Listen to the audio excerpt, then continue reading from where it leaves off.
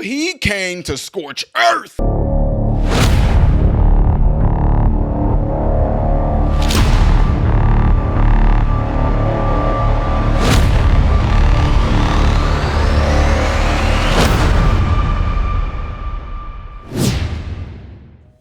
What is going on, everybody? Welcome to the channel. I am Ty Smith. Welcome to my channel, Modern Renaissance Man. Hey, I appreciate every last one of you guys taking time out to view my content.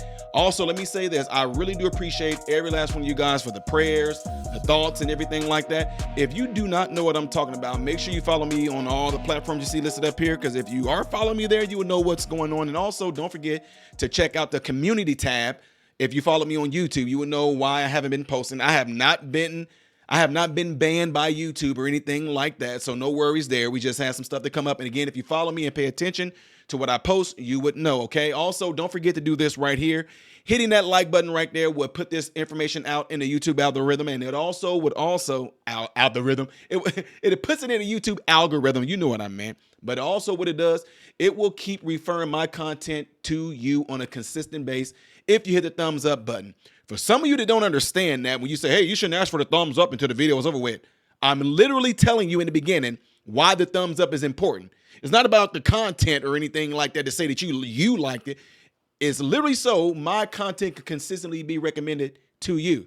Forget that it means, oh, cool video. No, that's literally not what it means. For real, it doesn't. Anyway, glad to be back up here, folks. Glad to be back. And I really do thank you guys for missing me. All the emails and everything that you guys sent was absolutely wonderful. It was really cool. But, let's get ready to get on into it. So if you guys do not know, this has been a crazy, crazy thing that's been going on with President Donald Trump regarding him being on trial, which is nothing more than election interference, some would say. He's in there. They're asking the dumbest questions. He's very bored there. It's just keeping him from campaigning, whatever. Now, here's the thing, though. I mentioned, you know what? I'm not even going to tell y'all. I'm not even going to say my thoughts yet, because I do want you guys to hear what Vivek Ramaswamy has to say on this. And he completely is being the voice piece for this. And you guys are going to know why after you hear this. Thank you. I want to thank my colleagues, Governor Burgum, Congressman Mills, and Congressman Donalds for laying out the political backdrop here. This is a politicized persecution that is nakedly apparent. What I want to do is dive a little bit deeper into what we actually learned today in that courtroom. What do we see in there? First of all, I learned a lot from being in there in person. It is one of the most depressing places I have been in my life, but it is fitting because the only thing more depressing than the environment of that courtroom is what's actually happening in there. It's straight out of a Kafka novel. The prosecution's main strategy appears to be to bore the jurors into submission. And if you look in that direction, sadly, it may appear to actually be working. Now, I would like for anybody here in the press, anybody at home, anybody in MSNBC or the media afterwards, to clearly state what exactly is the crime that Donald Trump committed. Oh, wait. We have not heard a good answer to that question. It has been vague until today. You heard Michael Cohen's testimony, after which I would say it is less clear than ever what that crime actually was. They'll say falsifying business records. Well, let's look at who did we learn falsified business records today? Yet, what, hour, 2 hours, felt like it could have been 7 hours, of Michael Cohen talking about how he falsified business records. Okay, so you have a guy who has been a perjurer in the past that is now saying he falsified business records. What is the crime that Donald Trump committed?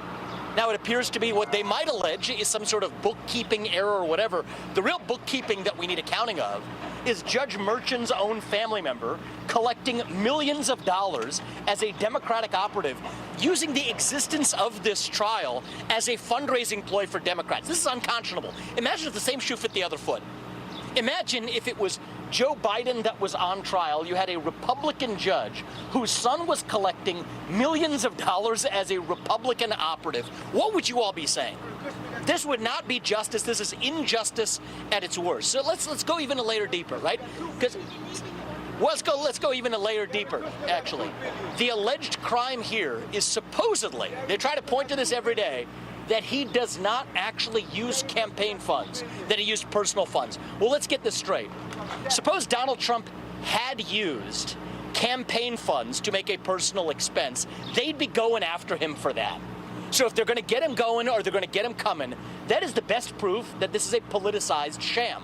Let's go through it piece by piece.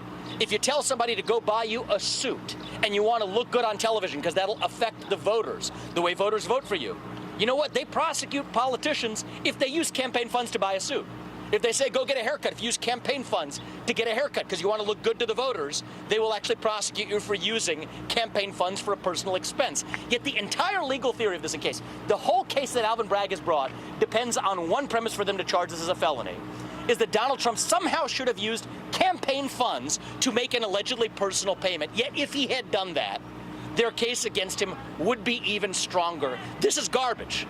That is the best proof that you have that if they're going to get him going or get him coming, it's damned if you do, damned if you don't. This is a sham. This is not the United States of America. This is some third-rate banana republic. If this were happening in another country, we would be laughing at them as a sham democracy. I am ashamed as an American citizen to sit here in a courtroom watching the former leader of the free world, and let's be honest, likely next leader of the free world, sitting with the indignity in this dingy third-rate courtroom with fourth-rate prosecutors and a fifth-rate lawyer on the stand as a witness, who actually is violating attorney-client privilege left and right. Nobody's even talking about that.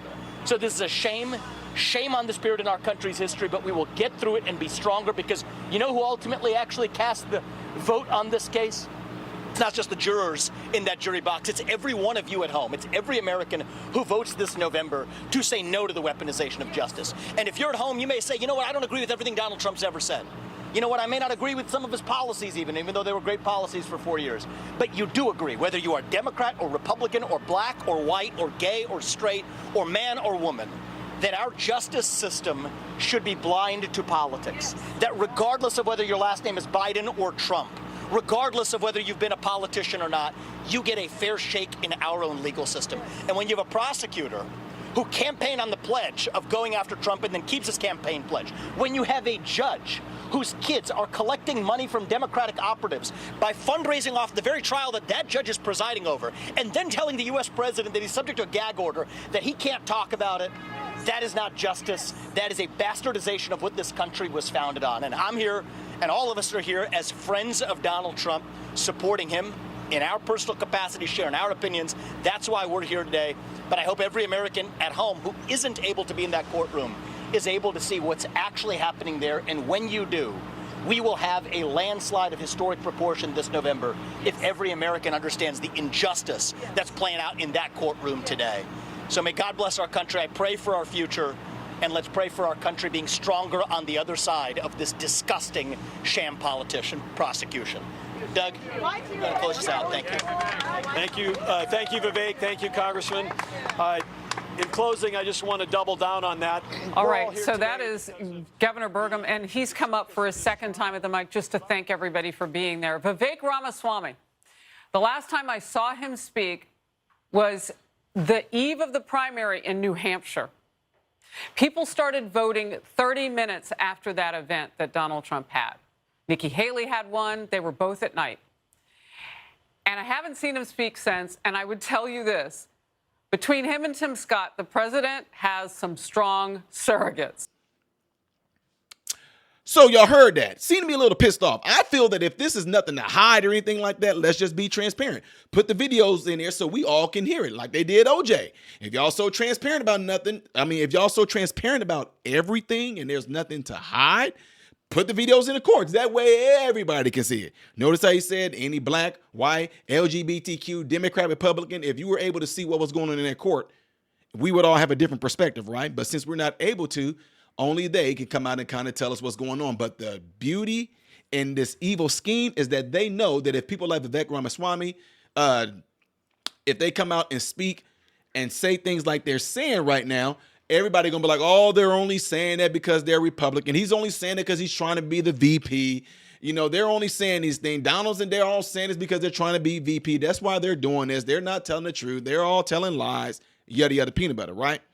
Also, there was this guy about a week or so ago that made this comment and said, since Trump is not able to hold his rallies and go and campaign, wouldn't it be awesome if we can be the mouthpiece for him? Didn't somebody said a week or so ago also that it would be cool if somebody was in there hearing the trials and able to go out and let the American people know what's going on and be able to say what Trump can't say. Now that's being done. Some of you would argue and say Trump put them up to doing that. Trump want them saying that. No matter what I told y'all. I told y'all that's a move right there. Y'all think that what I said got back to President Trump? Y'all think that all the ideas come by these people because they're all up in these high roles and they're all like celebrities. You think that they all have all the brightest ideas and everything, right? So let's just say this. A thank you was sent to me with the promise of keeping it concealed and everything like that and confidential from certain individuals who said that's a brilliant idea. Thank you, young man, for giving us some ideas. And all of a sudden, you guys see that there's other people that's been going in there and I know. Yeah. But anyway, folks, that's a brilliant move. No, Trump didn't bring Vivek and all them in there to say what they're saying on behalf of him. No, he didn't do that. He wouldn't dare do that. They're all just trying to be his VP. Yeah. Anyway, folks, again, do you think that this is still a witch hunt? Do you think that by President Trump not being able to go and campaign that it's going to hurt him against President Joe Biden? Do you think this is nothing more than just them trying to have election interference, according to what a lot of people are saying? Whatever your thoughts are on this, make sure you leave them in the comments below after this video. I got more videos I'm going to pump out today, so make sure you keep this tab with my YouTube and everything on there. Keep it up because I am going to be pumping out some videos today for you, the folks. And also, don't forget, hitting this right here would allow the video to get pushed out in the YouTube algorithm, and it also keeps my content consistently recommended to you. And you guys all know what I say to get into the cell phones if you have one. If there's somebody that you know will benefit from this channel and would enjoy this channel, encourage them to subscribe. Yada, yada, peanut butter, all right? Again, folks, I really appreciate your prayers and your thoughts and everything, all right? I'm Ty Smith, model Renaissance man, and I hope and pray every last one of you have food, shelter, and clothing. And most of all, I pray every last one of you guys are in great health mentally, physically, emotionally, and spiritually. God bless you all through Jesus.